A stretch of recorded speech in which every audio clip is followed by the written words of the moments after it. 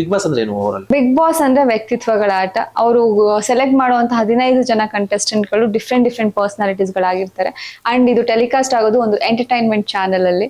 ಎಷ್ಟು ಎಂಟರ್ಟೈನಿಂಗ್ ಆಗಿರ್ತೀವಿ ಅನ್ನೋದು ಇಂಪಾರ್ಟೆಂಟ್ ಆಗಿರುತ್ತೆ. ಕದಾಗ ಹಾಡು ಹೇಳಿ ಜನಕ್ಕೆ ಎಂಟರ್ಟೈನ್, ಡಾನ್ಸ್ ಮಾಡ್ತೀಯಾ ನಿಂದೆ ಆದ ಒಂದು ಕ್ರಿಯೇಟಿವ್ ಆಗಿ ಡಾನ್ಸ್ ಮಾಡಿ ಜನಕ್ಕೆ ಎಂಟರ್ಟೈನ್ ಮಾಡಿ, ಕಾಮಿಡಿಯಿಂದ ನಿಮ್ ಚೂಸ್ ಮಾಡಿರ್ತಾರ, ಜನಕ್ ನಕ್ಸು ಹೀರೋ ಇರ್ತಾರೆ, ನಿನ್ ಹೀರೋಯಿಸಮ್ ಏನಿದೆ ಈ ತರ ಇರುತ್ತೆ ಹೊರತು ನೀವು ಜಗಳಾನೇ ಆಡ್ಬೇಕು, ಕೋಪನೇ ಮಾಡ್ಕೋಬೇಕು, ಕಿರ್ಚಾಡ್ಬೇಕು, ಕೂಗಾಡ್ಬೇಕು ಅನ್ನೋದು ಅಸಂಪ್ಷನ್. I don't agree.